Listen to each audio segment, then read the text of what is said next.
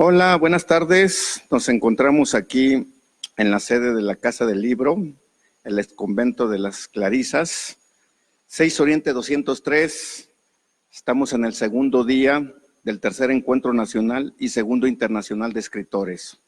Pues ha sido un día movido, ha habido conferencias, talleres, nos hemos encontrado gente importante, interesante, intercambiando puntos de vista acerca de la filosofía, de la literatura.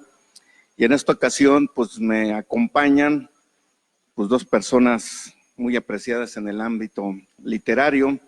Tenemos a Juan Carlos Pérez Castro, que está participando como ponente. Ahorita platicaremos de lo que va a impartir el día del mañana. Juan Carlos, ¿cómo estás? Hola, muy buenas tardes, ¿cómo estás? De maravilla, verdaderamente encantado. Yo tuve oportunidad de conocer a Juan Carlos hace un año, ¿recuerdas? Exactamente. Y la mera verdad, lo que él presentó, déjenme decirles, me impresionó. Entonces ahorita nos platicará.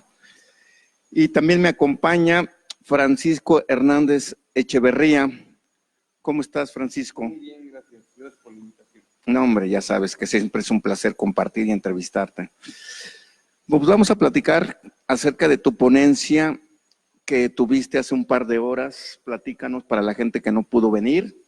Hablaste de un tema muy interesante, el monstruo como crítica de descomposición social. Entonces, si nos pudieras compartir qué es lo que abordaste brevemente en esta conferencia, que vi que se prolongó. Sí, ¿verdad? Sí, entonces compártenos para que la gente se anime a venir. Todavía hay talleres en lo que es en la tarde y el día del mañana también va a haber talleres. Ok, muy amable, gracias. Efectivamente, tratamos el tema de lo monstruoso dentro de la literatura fantástica.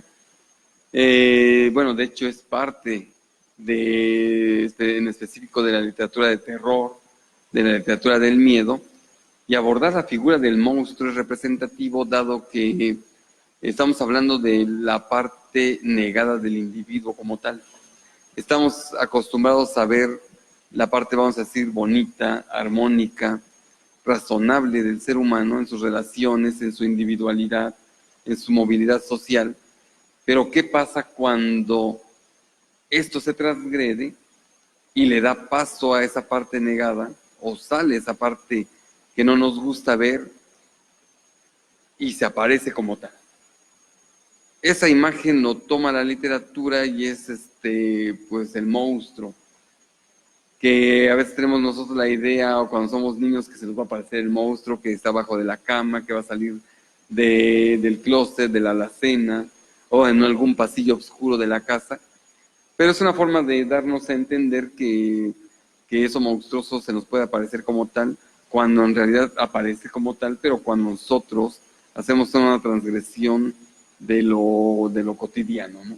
O alguien transgrede las reglas sociales, alguien transgrede lo institucionalizado, y de repente ver esa parte negada nos produce miedo, nos produce terror, porque rompe nuestros esquemas como tal. Y así como parece, la literatura lo va a retomar y lo va a representar con lo que conocemos comúnmente como monstruos, ¿no? El Frankenstein, el vampiro, la momia, el hombre lobo, etcétera, etcétera. Entonces, cuando tomamos estos tópicos, también la literatura fantástica no es nada más una literatura de entretenimiento como tal, sino que también en sus recovecos vamos a encontrar los problemas sociales que están sucediendo en ese momento. Está sacando a la luz también lo que no vemos, la ruptura de identidades. Estamos también, o quiere representar, como es el caso de la literatura de ciencia ficción, lo que posiblemente venga de los adelantos científicos. O sea que lo que no se tiene explicación, todavía aún no se puede asimilar, lo hace suyo la literatura fantástica para representarlo como tal, y no es nada más una literatura de entretenimiento, sino que nos está dejando ciertos mensajes donde nosotros pues podemos encontrar cómo ese monstruo se nos puede aparecer como tal, y que más que fantasía pues es a veces tan encarnado en la realidad. Gracias, Francisco. Ahorita regreso contigo. Tengo algunas preguntas sobre la monstruosidad, que creo que podemos abordarlos ahorita desde otro punto de vista. Voy con Juan Carlos, que mañana das un taller, ¿verdad? De una conferencia. Vas a hablar sobre la visión de lo negado como voluntad de creación en la construcción de textos filosóficos, literarios y poesía. Y también vas a hablar sobre una realidad americana vista desde la óptica histórico marxista y antiimperialista, ¿verdad? Sería exactamente esta. Ah, sí. La creación literaria como medio de transformación social y responsabilidad de sí. Platícanos sobre este taller donde vas a abordar la visión de lo negado como voluntad, donde veo aquí a Nietzsche, Lovecraft y Cioran. Platícanos de este personaje tan controvertido de Nietzsche, por unos queridos y otros odiados. Por supuesto. De hecho, el año pasado me quedé con las ganas de hablar un poquito sobre Nietzsche, y de hecho lo utilizamos para el taller que también estuve impartiendo, pero la primera instancia, ¿no? Es decir, Nietzsche cuando habla sobre la condición de la voluntad de poder debe ser entendida a partir de el dominio de sí mismo. Es decir, la voluntad de poder significa necesariamente la condición de la persona que puede autorreconocerse y puede tener un dominio específico de sí y por lo tanto encontrarse con una sociedad. Si nos encontramos, por ejemplo, toda la posición de la descomposición de la sociedad, en cuanto a que hay individualidades y estas individualidades niegan directamente al otro, en el reconocimiento de sí, es decir, en la voluntad de vida, perdón, la voluntad de poder nietzscheana, lo que va a hacer es reconocer que el otro ser humano también tiene una voluntad que no puede ser negada por mí yo, sino que está en un reconocimiento del otro. Bajo esta fórmula es lo que estoy implicando directamente en la posición en el taller, de crear un escrito filosófico y de crear una poesía conforme era la manera en la que escribía también el propio Nietzsche, ¿no? Cuando toquemos un poco a Lovecraft, voy a ir directamente hacia lo que es el cuento de terror, un poco hacia la condición de la poesía. Me voy a basar sobre todo en el poema de Psicopompos, en el cual habla precisamente sobre la forma de un hombre lobo, ¿no? Cómo este hombre lobo está ahí en la nieve, se encuentra solitario. Es toda esta parte psíquica de la condición de lo negado, ¿no? Psicoanalíticamente sabemos que de alguna forma la interpretación del subconsciente es todo aquello que interpretamos directamente de nuestra sociedad y que no podemos captar y que no podemos decir porque necesitamos reconfigurarlo. En palabras de Lacan, por ejemplo, implicamos una posición. La realidad es inaccesible porque es tan terrible, es tan horrible para nosotros que necesitamos reconfigurarlo por medio de la palabra para poder darle por lo menos un entendimiento, ¿no? Ahí, por ejemplo, donde se encuentra la condición del sufrimiento, de la persona que está, digamos, en la actualidad con el temor de los feminicidios, una mujer que se encuentra con ese temor, necesita de esas palabras propiamente para encarar esa situación, porque cómo se le dice, por ejemplo, a la madre que ha perdido a su hija o a la mujer que ha sido violada, que tiene que configurar esa condición de su realidad, necesita interpretarla a partir de otras condiciones. Y directamente en el texto de Cioran, vamos a estar utilizando lo que significa propiamente el sentido de la negación del yo. Cioran es uno de los escritores que a mí en lo particular me agradan demasiado, ¿no? Él mismo dice, yo no soy filósofo. O sea, yo no soy filósofo, hago esto como un ejercicio mental para no enloquecer. Y textos, por ejemplo, como ese insoportable, ese maldito yo, entre otros, en las montañas de la desesperación, entre otro tipo de textos, que son verdaderamente impresionantes porque dicen, bueno, lo que pasa es que cuando uno le entra directamente en los textos de Cioran, lo primero que piensa es que el tipo se quiere suicidar, que el tipo se quiere destruir, y uno dice, no, lo que está destruyendo es el ego. Lo que está destruyendo para comprender una realidad es la posición de que mi ego en cuanto que función analítica de una realidad debe de ser de alguna manera desmantelado porque todo aquello que yo creo como condición de deseo ha sido implementado e implantado en mi psique a partir del otro que es la cultura. Pero entonces, ¿qué es lo mío? ¿Qué parte verdaderamente y originalmente de mí? Entonces, Cioran lo que realiza propiamente es una deconstrucción de estos sentidos a partir de lo que es una estética, una filosofía del arte. Muy, muy impresionante. Entonces vamos a estar hablando un poquito sobre esas condiciones, cómo se puede crear directamente literatura, cómo se puede crear poesía y cómo se puede crear filosofía a partir de todas estas condiciones que normalmente se niegan en la sociedad, que tienen que ver precisamente con lo que también nos constituye, ¿no? Esa parte muy humana que evidentemente la tenemos que sublimar porque no debe de emerger directamente en la sociedad, ¿no? Gracias, Juan Carlos. Pues retomamos el tema de la monstruosidad o el monstruo como crítica de la descomposición social, aquí con Francisco. cuando hablas de descomposición social, o más bien, cuando hablas de monstruosidad, creo entender que hablas de la descomposición, del miedo, del horrible.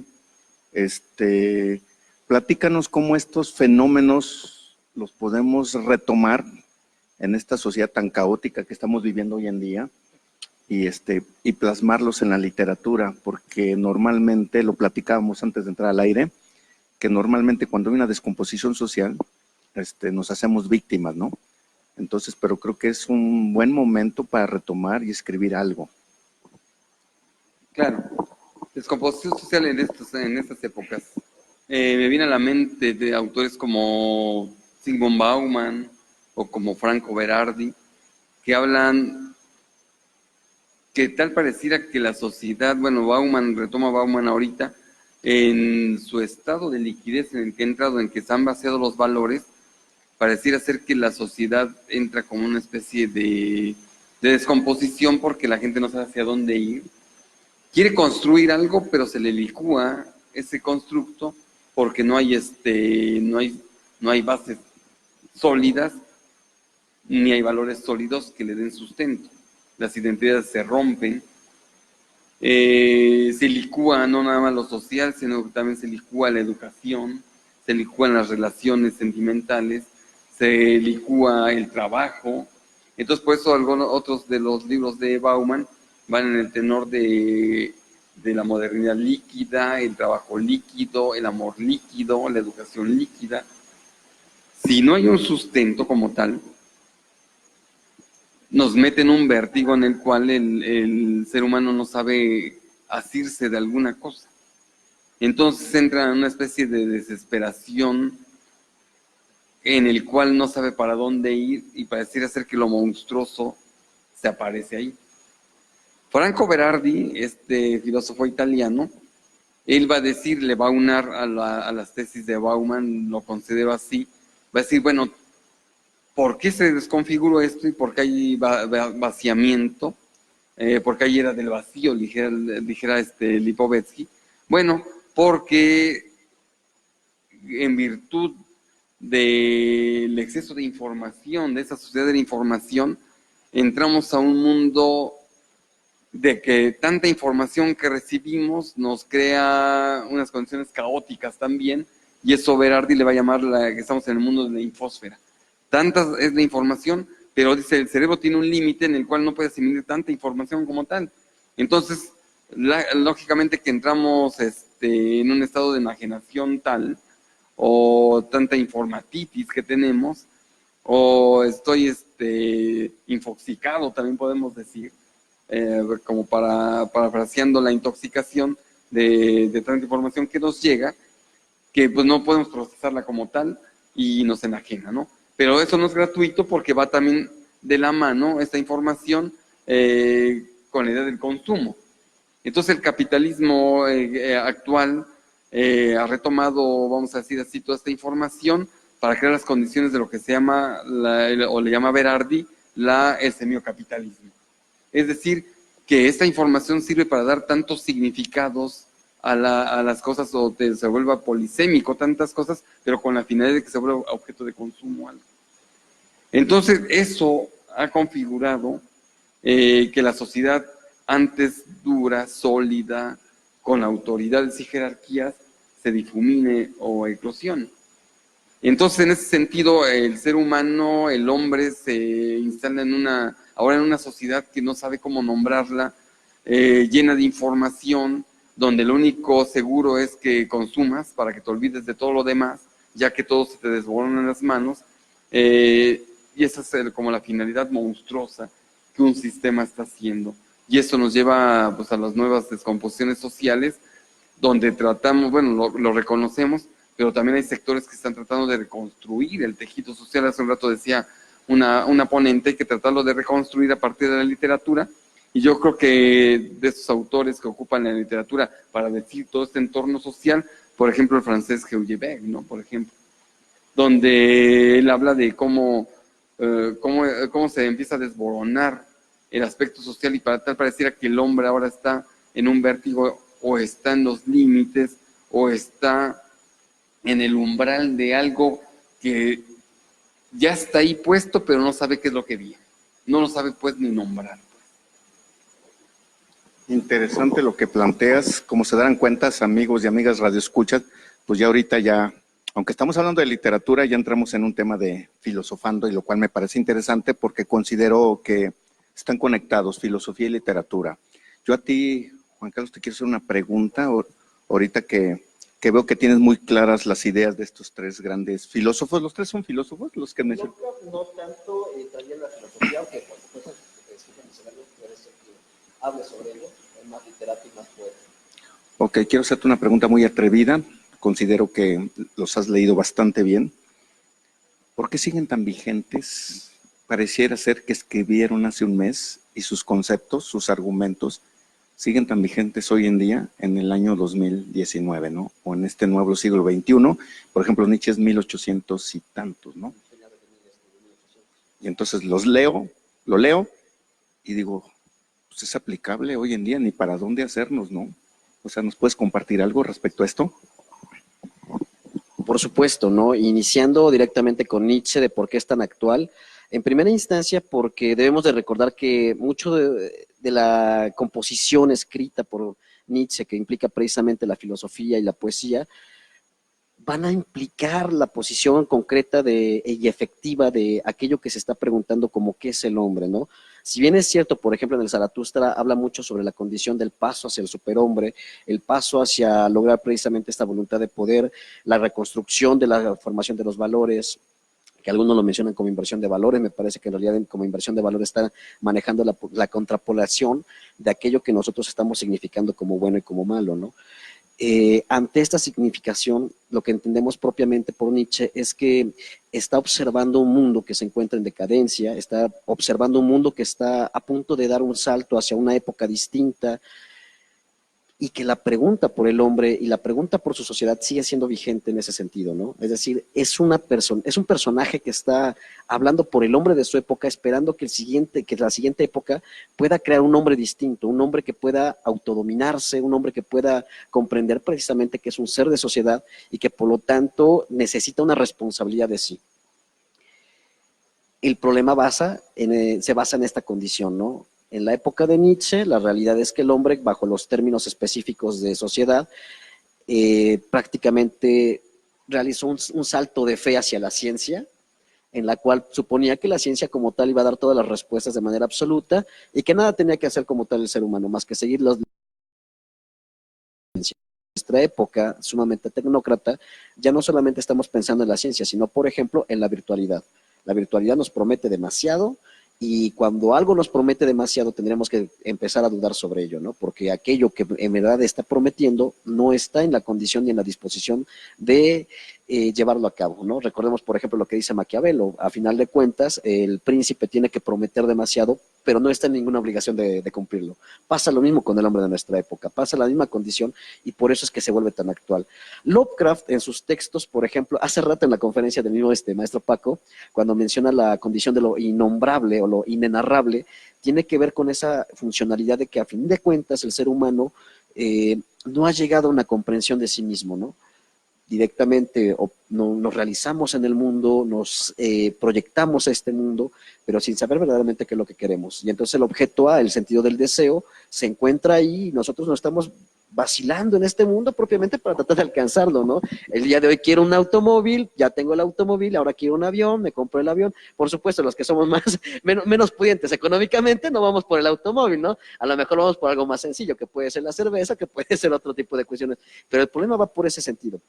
Si nosotros estamos buscando llenar o tapar ese hueco, esa falta, como diría el mismo Lacan, bajo la condición de una formación, un ser cosificado, de un humano cosificado, entonces estamos fallando, ¿no? Porque esa condición de falta no se puede llenar simplemente con la cosa o con el objeto, mucho menos con otro ser humano, sino que esa falta tiene que ser llenada, si es que acaso se puede, por medio del discurso y de la palabra, y esto es propiamente el ejercicio del autoconocimiento. Y en el caso de Cioran, porque apela mucho precisamente a esta formación un tanto destructiva sobre lo que es el mundo, vamos a llamarlo en su connotación más laxa, real. ¿no? Este hombre que está precisamente ahí en el mundo, únicamente trabajando, únicamente haciendo lo que todos esperan que haga, y que en ningún momento tiene una toma de conciencia de sí mismo para emanciparse del mundo, ¿no? Es decir, ahora ya no soy únicamente el que está reproduciendo lo que la sociedad espera de mí, sino que soy también el ser creador. ¿Qué es lo que creo? Puedo crear muchas cosas, ¿no? En primera instancia, lo que tendríamos que implicar es precisamente que deberíamos de intentar crear poesía, intentar crear literatura, para entonces encararnos ante este mundo que por desgracia se encuentra en un caos, ¿no? Y posteriormente podemos entrar directamente en lo que sería, por ejemplo, el arte y en la filosofía. Pero significa un tremendo esfuerzo, porque eso no cualquiera puede hacerlo, porque quien está dispuesto en nuestra época, por ejemplo, a destruirse, quien está dispuesto a decir, esto no soy yo y esto no es lo que me gusta, y entonces tengo que reconfigurar todo aquello que me dijeron que tenía que ser.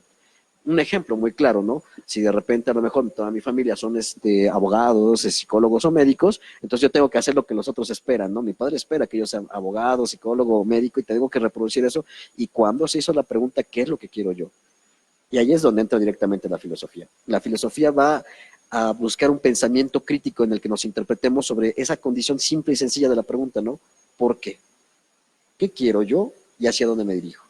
Y esos son los puntos específicos en los que yo creo que la literatura en cuanto que tal puede crearnos la posibilidad de la nos permite encontrarnos en mundos imaginarios en los que nos podemos directamente a lo mejor proyectar en una posibilidad de no vacío, proyectar en la posibilidad de la creación y proyectarnos en la condición de posibilidad del encuentro con el otro ser humano al que normalmente hemos negado.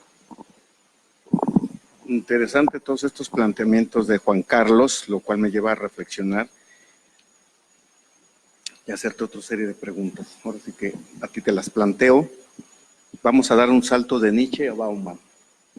Y retomo algo que dijiste, que es cierto. Ya Nietzsche planteaba que vivimos en una sociedad en decadencia, pero Bauman de alguna manera lo vuelve a plantear, tal vez con otras palabras, con esto de sociedad líquida. ¿Qué opinas tú, Paco?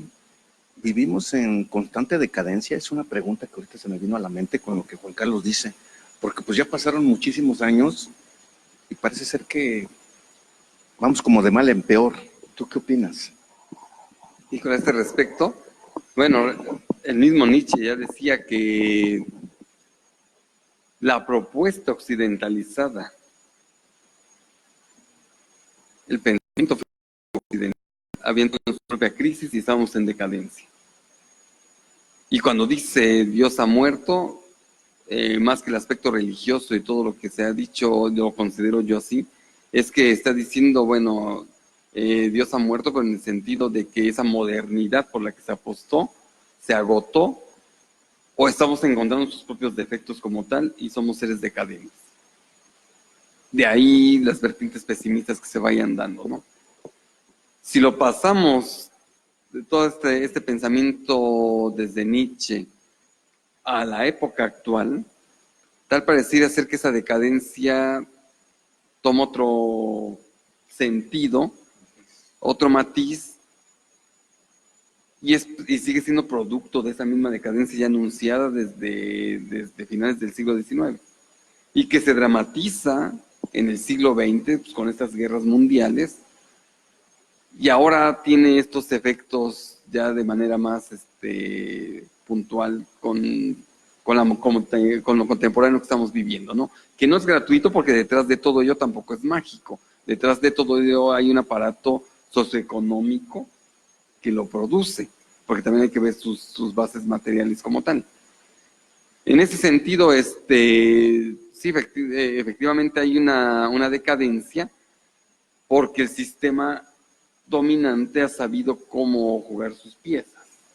Y algunas tesis por ahí, o uno puede inferir de las lecturas, que a veces te viene la impresión de que el sistema capitalista actual supo muy bien, después del derrumbe de las ideologías, de lo llamadas derrumbe de las ideologías, de la propuesta que le hacía contrapeso al capitalismo, que era el socialismo en su momento, el capitalismo supo aprovechar muy bien este juego que estaba presentando, que no lo aprovechó porque en ese momento lo veía, sino que anteriormente lo venía trabajando, y lo que parecía ser que el rumbo o algunas características que el socialismo estaba presentando lo retoma el capital, y a veces, bueno, yo lo veo así, o también lo he leído por ahí, o lo he escuchado en algunas otras conferencias, que posiblemente estas nuevas aperturas que nos da el capital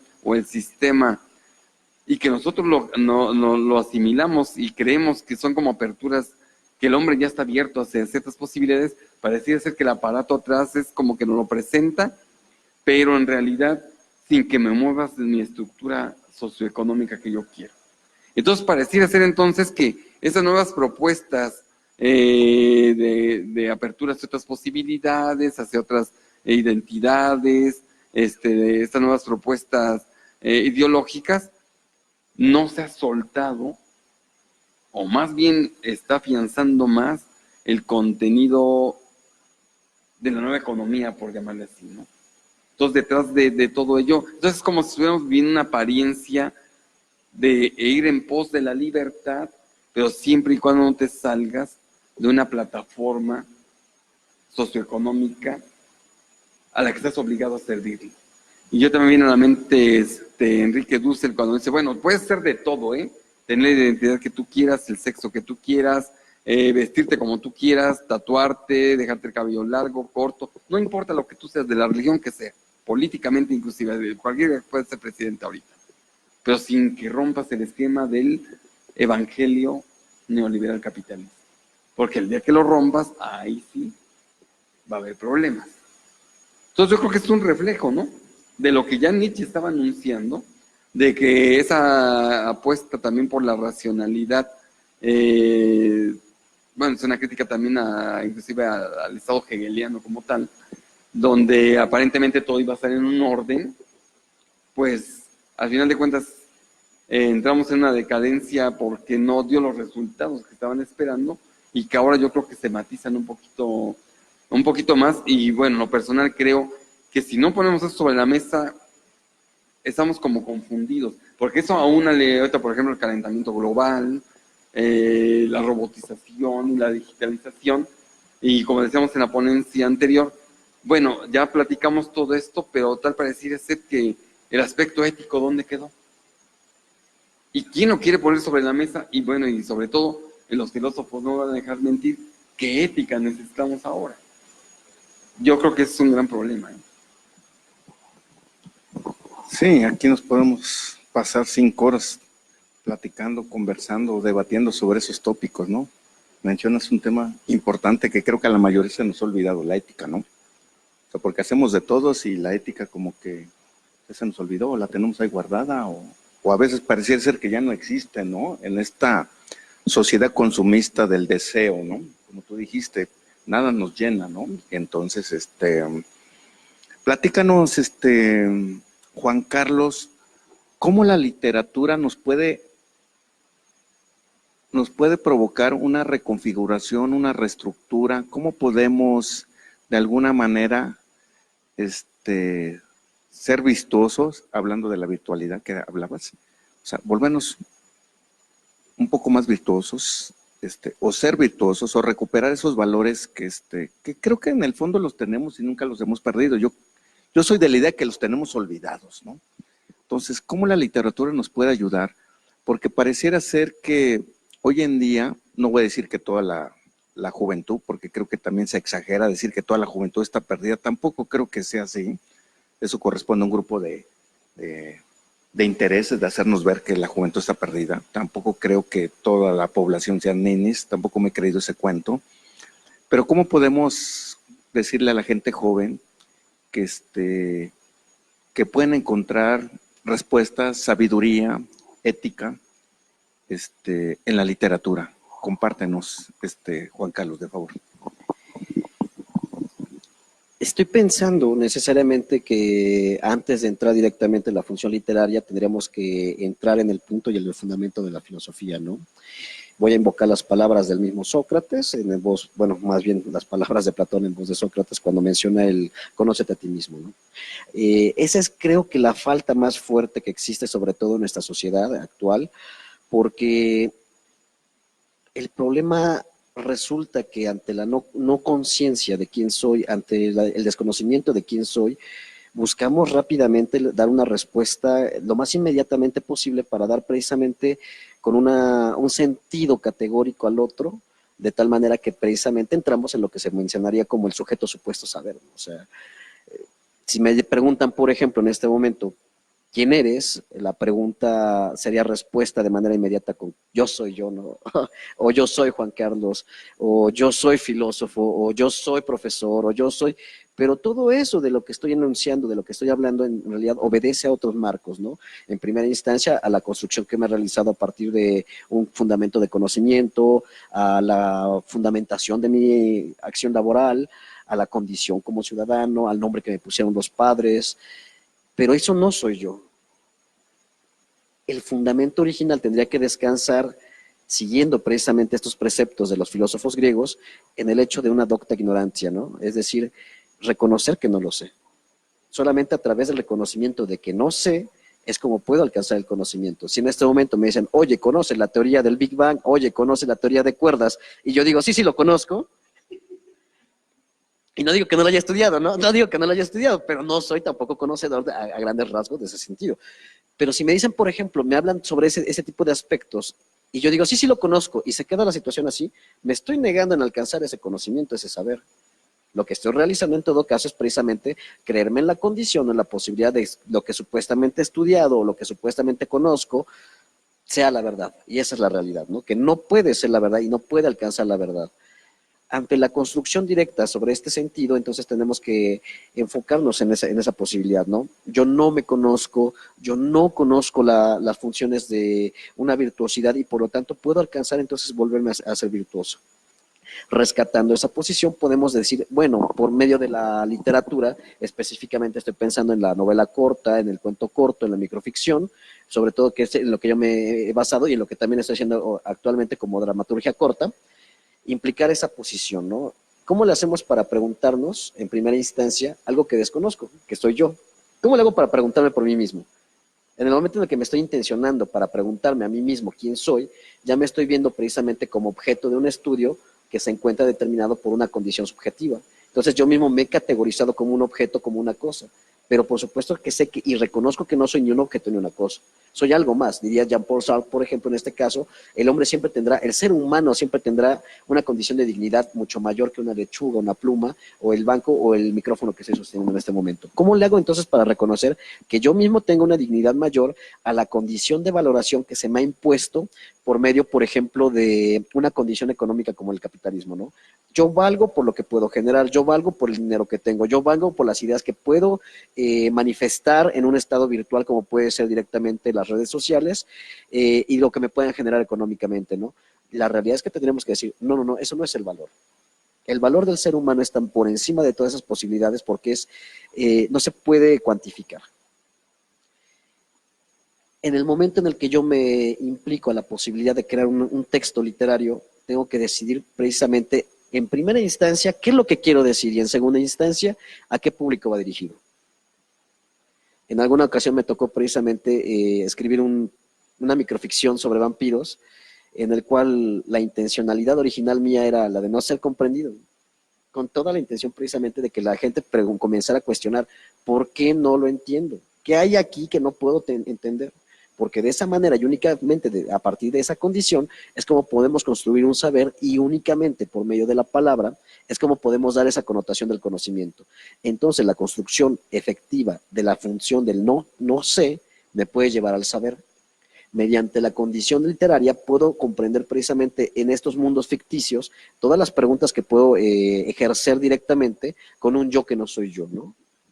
Es decir, por ejemplo, cuando escribo, puedo preguntar, ¿por qué hago lo que hago? ¿Por qué estoy en este momento a lo mejor hablando sobre un tema? ¿Por qué estoy a lo mejor, podría estar a lo mejor en una cabaña, fumando una pipa, leyendo a lo mejor un texto? Pero ¿por qué me imagino en esa cabaña? ¿Por qué me imagino con una pipa? ¿Por qué me imagino con un texto? ¿Por qué me estoy imaginando con cierto tipo de formas? Lo que nos lleva a la literatura es precisamente encontrarnos con aquello que está de alguna manera internamente determinado por nuestros deseos, pero que también nos tiene que llevar de manera concreta a la interpretación y a la visualización de nuestra realidad.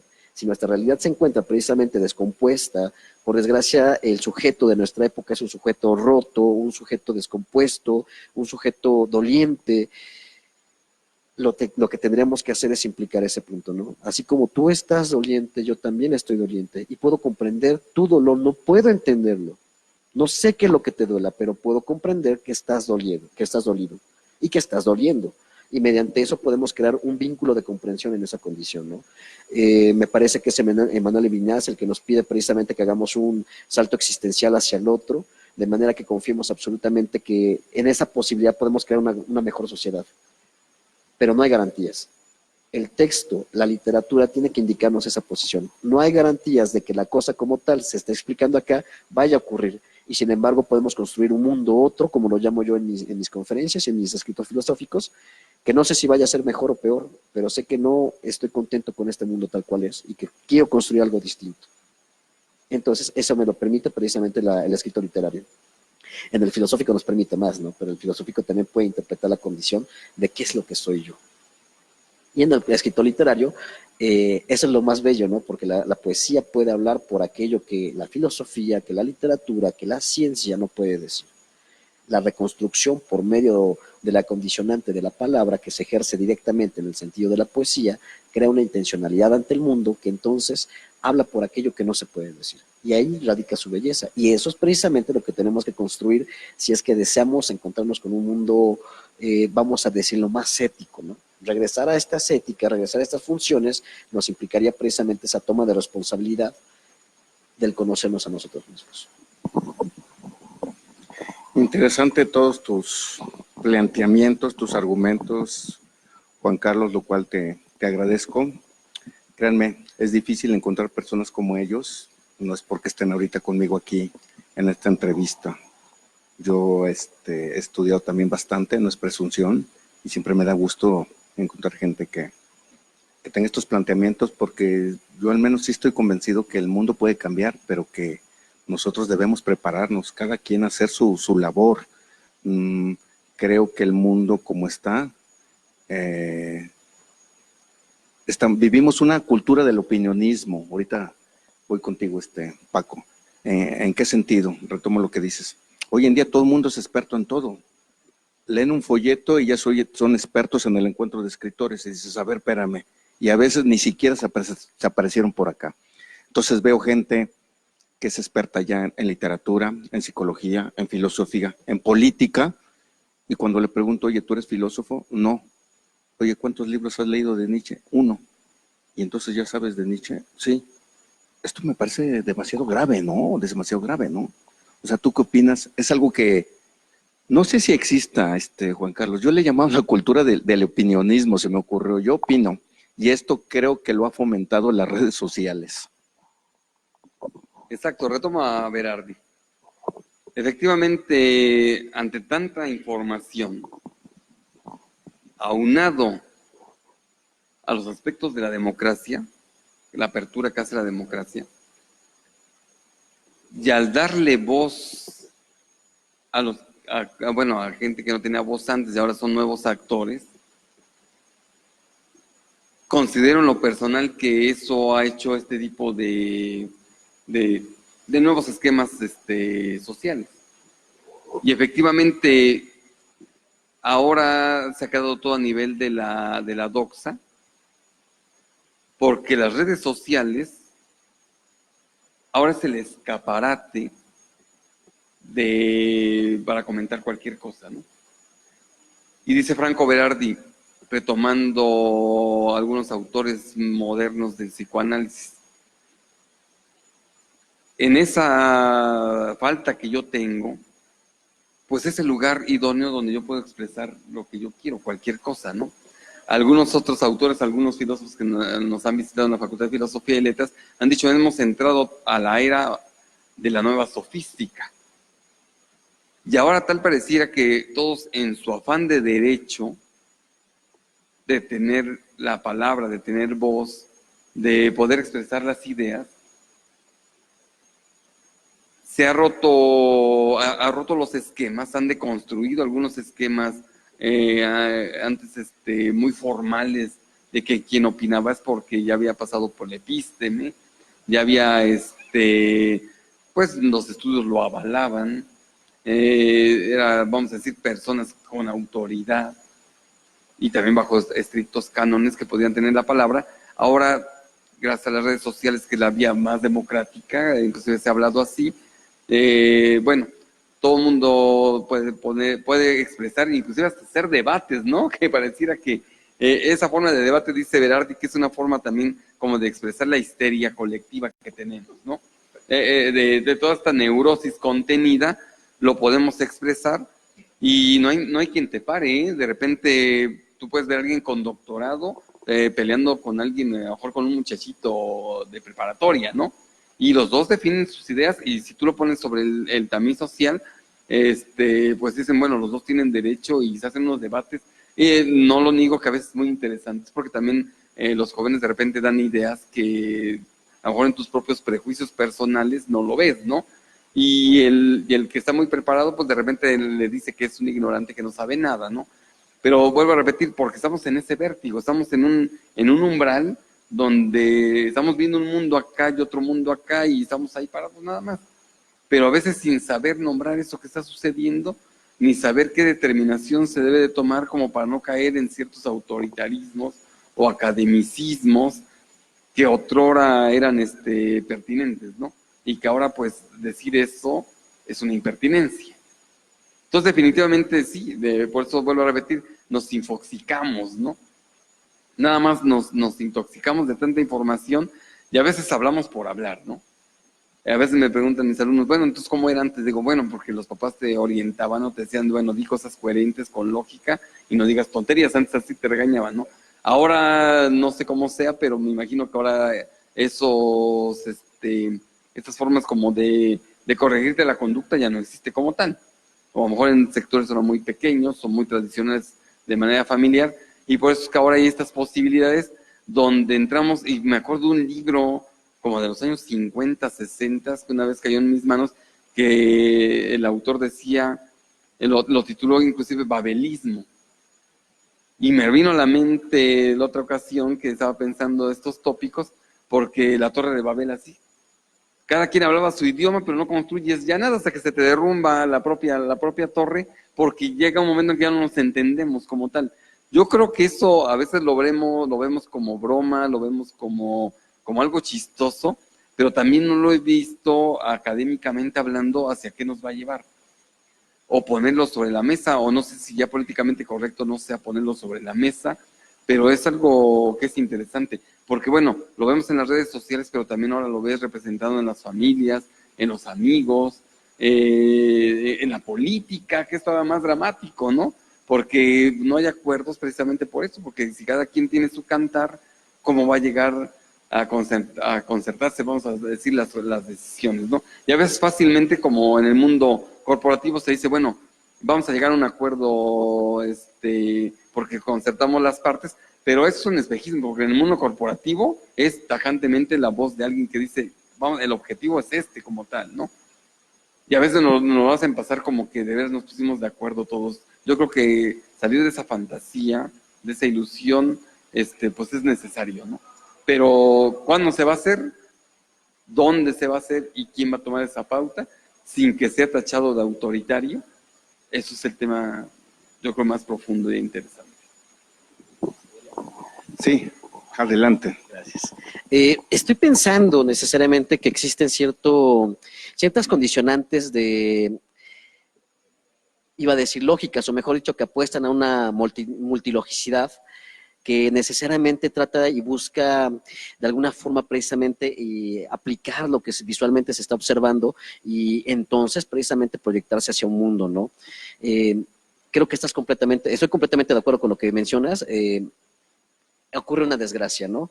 En primera instancia, que la formación dóxica que se está dando precisamente por medio de las redes sociales llevan precisamente a la histeria colectiva, ¿no? Todos queremos hablar de todo. De repente está a lo mejor la persona que nunca estudió matemáticas, pero empieza a negar las matemáticas, ¿no? Es que yo no le entiendo estas cosas porque ¿por qué a cuadrada más b cuadrada da no sé, a más b cuadrada o cosas por el estilo, ¿no? O no es cierto, es que no da eso, ¿no? Sino que da 2ab, etcétera, etcétera. Y uno comienza a preguntarse por ese tipo de situaciones. ¿Qué es lo que ocurre directamente en la condición de un ser humano que busca por todos los medios precisamente sacar toda esta información, esta condición de que existo, porque se está encubriendo esa posición? El capitalismo ha sido muy inteligente, ¿no? Porque, como lo mencionabas hace rato, y también hemos mencionado en muchas ocasiones en los seminarios que impartimos, el mundo se está mostrando como una condición de supuesto progreso, en una condición de supuesto avance, en una condición de que hay movimiento en esta formación, cuando en realidad el núcleo como tal ha permanecido quieto. Y este núcleo tiene que ver precisamente con la condición de dominación del otro por medio de la condición lingüística, por medio de la condición económica y por medio de la condición del saber. Ante estos marcos, lo que realizamos directamente es un posicionamiento. Cuando hablo, tendría que hacerme responsable de eso que hablo. Sin embargo, en las redes sociales se elimina todo eso. Como es un mundo virtual, yo puedo ser, por ejemplo, puedo ponerme el nombre de una chiquilla de 12 años, decir precisamente que tengo 12 años, que soy mujer, y hablar precisamente pestes contra una persona, contra un artista, que no es lo mismo, ¿no? Un cantante o contra un actor, sin saber siquiera cuáles son las realidades, ¿no? Algo muy similar a lo que ocurrió, por ejemplo, el lunes, que fue la marcha feminista, que de repente todo el mundo comienza a decir este tipo de situaciones, ¿no? Es que eso no se tiene que hacer. A ver, espérame, ¿no? O sea, ¿qué es lo que se tiene que hacer entonces? Porque cuando yo estoy diciendo no se tiene que hacer eso, tendría que entonces implicar que tengo la respuesta para lo que se tendría que hacer. El problema radica bajo esas condiciones, ¿no? Ni tengo la respuesta y también sé que no estoy comprendiendo lo que hace el otro y por lo tanto me aventuro a imponerle lo que yo pienso y lo que yo supongo. Decías muy bien precisamente, el opinionismo va hacia esa condición, ¿no? Yo opino que yo opino que, ¿bajo qué fundamentos? ¿Cuáles son las condiciones? ¿Cuál ha sido tu forma vivencial? ¿Cómo te encaras ante el otro para comprender esta interpretación? Me parece que el grave problema también de nuestra realidad tiene que ver con esto, ¿no? Ya nadie se hace responsable por lo que dice. El día de hoy yo puedo decir, por ejemplo, algo muy burdo, ¿no? Y me gusta reír por esta situación. El día de hoy yo puedo decir que soy americanista y mañana si pierde hoy o mañana el equipo, ya resulta que ya no soy americanista, ahora ya soy de las Chivas o del Atlante, quién sabe qué. O como una broma que hacíamos allá en la Facultad de Filosofía, ¿no? Dentro de la facultad y en las clases digo que soy nietzscheano y que Dios ha muerto y toda la situación, y cuando salgo de la facultad resulta que soy guadalupano, cristiano. Entonces ni he comprendido una cosa ni comprendo la otra, ¿no? Ese es el grave problema. Pensamos que de alguna forma podemos, mediante cierto tipo de categorías inmediatas en el marco del saber, por ejemplo Wikipedia, acceder a todo el conocimiento. Y la realidad es que no podemos acceder. El conocimiento como tal es la implicación que estamos realizando en este momento. Un diálogo, el ejercicio de la palabra, el ejercicio de nuestro pensamiento, puede ser el ejercicio de una discusión, pero no con el fin de ganar un debate, sino con el fin precisamente de tratar de comprender lo que el otro está diciendo, el argumento del otro, porque es muy probable que yo no haya visto la condición y la cosa de manera absoluta. No lo he visto por todas las visualizaciones y muy probablemente el otro está viendo algo que yo no veo y sería interesante conocer ese punto de vista. Sin embargo, lo que hacemos directamente es suponer que el conocimiento te lleva, por ejemplo, a buscar en una página genérica como es Wikipedia, no sé quién fue Friedrich Nietzsche, qué quiere decir con el famoso Dios ha muerto, y ya con eso de quedarnos, ¿no? Ah, Dios ha muerto, está en contra de la religión. Dices, no has entendido nada, ¿no? O sea, no has entendido nada. Sí, muy interesante todo lo que han planteado ustedes, les agradezco infinitamente. Amigos que nos están viendo, que nos están sintonizando, pareciera ser que nos hemos desviado del tema, pero no. Todo esto que nuestros amigos Paco y Juan Carlos han abordado, pues tiene que ver con las conferencias que ellos han dado y que vas a dar mañana tú, Juan Carlos. Pues hablamos de monstruosidad, descomposición, reconfiguración, voluntad, filosofía, negación, y aquí nos podríamos seguir todo el día, porque estos temas son amplísimos. Y sí, concuerdo contigo, cuando Nietzsche dijo esa frase que dije, Dios está muerto, Dios ha muerto, yo digo, a ver, si somos sensatos, para entender esa frase, tendríamos que pedirle a los expertos que armaran toda una teoría, todo un ensayo, y fácil se podría publicar un libro nada más de esa frase, o sea, de entrada. O sea, porque los que son religiosos se ofendieron y a mí me dio y se siguen ofendiendo, me da mucha risa. Es que no tiene que ver con eso, lo que él dijo. O sea, para nada, ¿no? O sea, para nada. Y por ahí unos argumentan que Nietzsche era creyente y digo, bueno, pues creo que no has leído, ¿no? O sea, ¿cómo no? Yo no lo estoy defendiendo, ¿no? Pero, o sea, ¿cómo? Y hay gente que afirma que dice que el último día que se murió, le pidió a Dios. Gente estudiada, te estoy diciendo, Y digo, no, yo no tengo nada en contra de Dios, pero eso no sé de dónde lo inventaste, ¿no? O sea, pero en fin. Entonces, para ir cerrando, porque el programa está muy interesante, como ustedes habrán visto, ya nomás nos vamos con 2 preguntas, derivado de todo esto que hemos estado platicando, conversando, compartiendo. Prácticamente dos preguntas. La primera sería para los dos.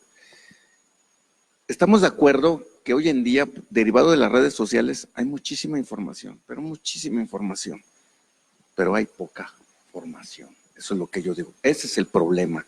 Platícanos un poquito, Paco, sobre esto, la diferencia entre información e información, porque también parece ser que nos queda claro.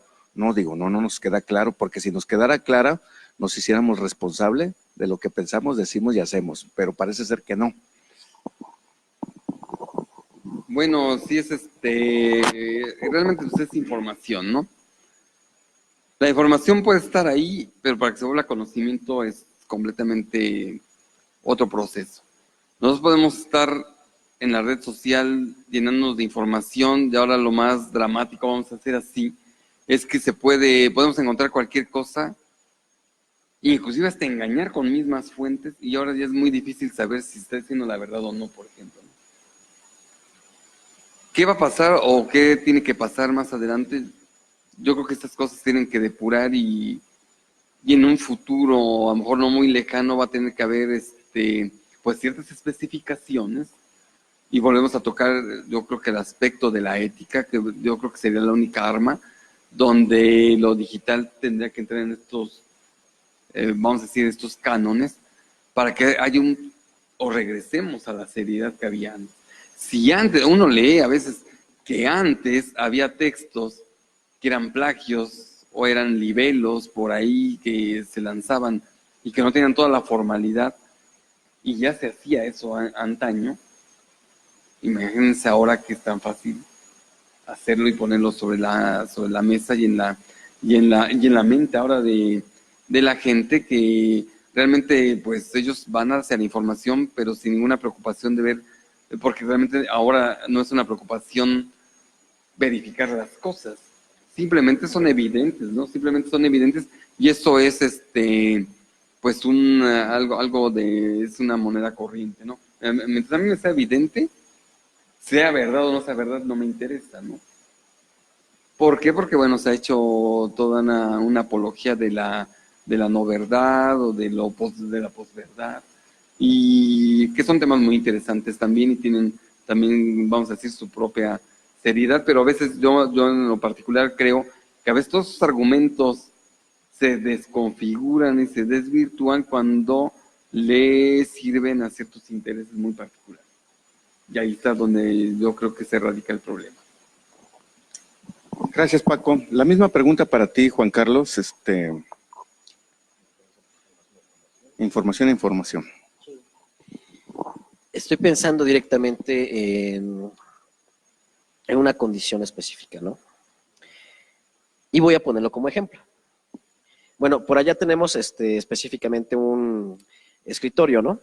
Vamos a suponer que de repente vamos a suponer que estamos dentro de a lo mejor de una facultad como puede ser filosofía, como puede ser cualquier otra, ya específicamente voy a decir filosofía, ¿no?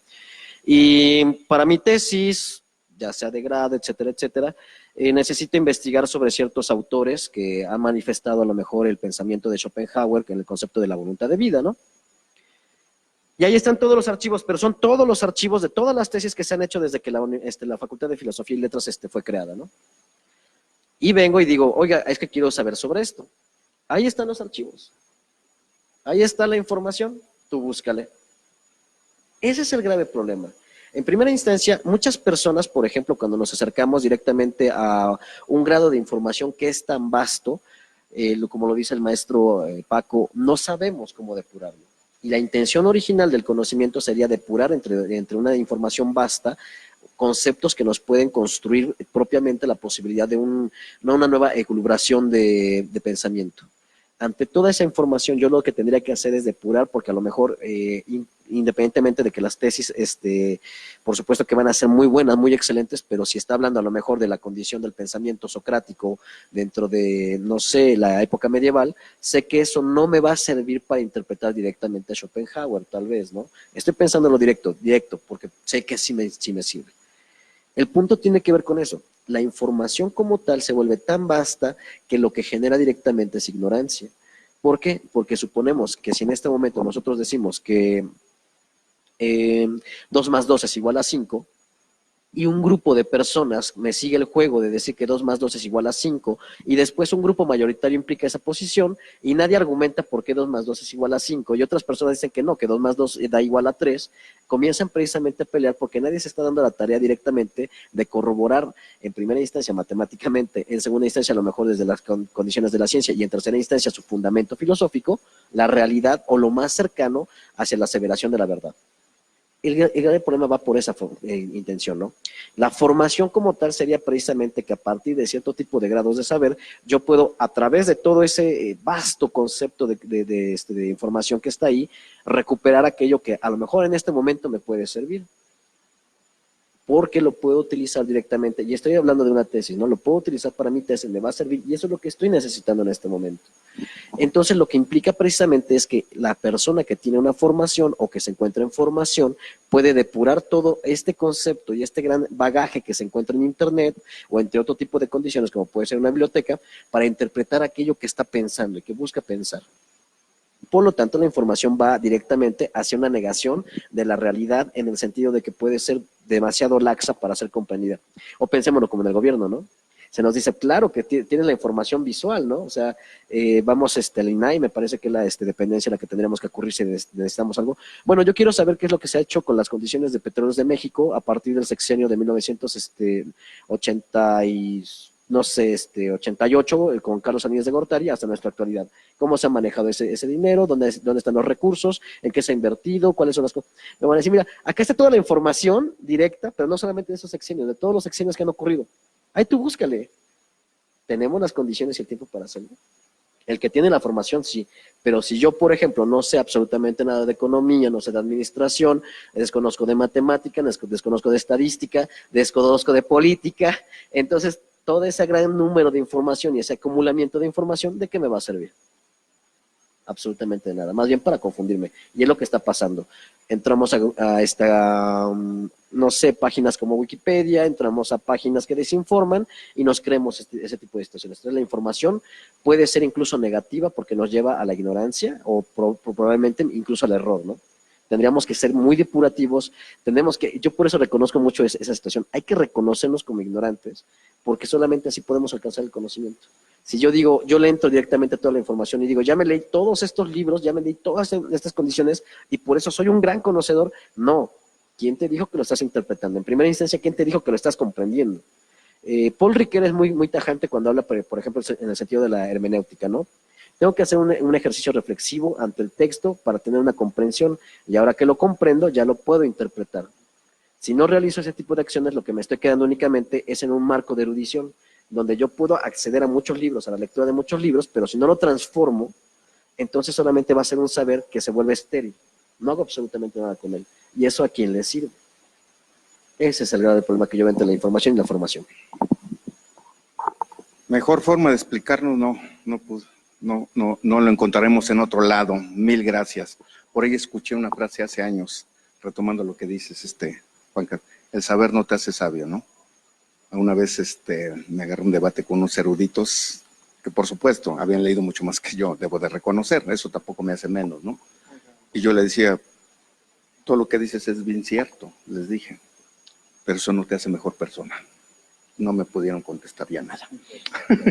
Entonces, vamos ya a la última pregunta para ir cerrando el programa, no sin antes agradecer a la Benemérita Universidad Autónoma de Puebla, Vicerrectoría de Extensión y Difusión de la Cultura y el Instituto de Ciencias Sociales y Humanidades, Alfonso Vélez Pliego, porque sin ellos no sería posible este tercer encuentro nacional y segundo internacional de escritores que estamos llevando a cabo aquí en la Casa del Libro, en la 6 Oriente 203, es Convento de las Clarisas. Vamos a la última pregunta, que es una invitación a todos los amigos que nos escuchan, que más bien es una invitación porque yo creo que la escritura, la literatura puede alejar a la gente joven de los vicios. Compártenos, Paco, ¿por qué y para qué escribir literatura? Me refiero a poesía, cuento, ensayos, microficción, microcuentos. O sea, ¿y por qué? ¿Para qué? De acuerdo a tu experiencia. Es como una invitación a la gente que nos está viendo y escuchando. Claro. Hemos explicado que, bueno, existen muchos males sociales, males humanos, personales, y considero que es una forma de hacer catarsis ante este mundo caótico, es una forma de darle orden de estas dualidades de la realidad, la dualidad de la naturaleza, la dualidad también humana. A eso nos lleva. Ante algo que lo ves tan caótico, una forma de darle orden es plasmándolo y ocupando el artificio como tal. Y ahí ocupas los recursos de la literatura, de la ficción y de la poesía. Y también para construirte a veces tus propios mundos donde puedes escapar, donde te refugias, ¿no? Son como los recovecos para hacer catarsis de algo, ¿no?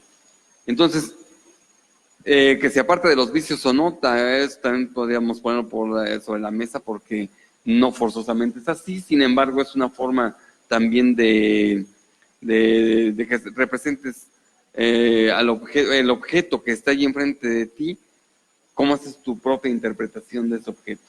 Y cada vez que abres un libro, pues es una posibilidad más, es un mundo a veces diferente al tuyo, pero es siempre en el marco de la genialidad humana. Cómo el propio genio humano es capaz de crear mundos tan diferentes, ya sea para presentarnos hasta lo más rosa de una vivencia, como crear los cataclismos más existenciales que se viven, ¿no? Y como dicen, los gustos van a ser tan diferentes y la literatura por eso va a ser tan variada, que cada vez que abres un libro, estás en diálogo con ese autor.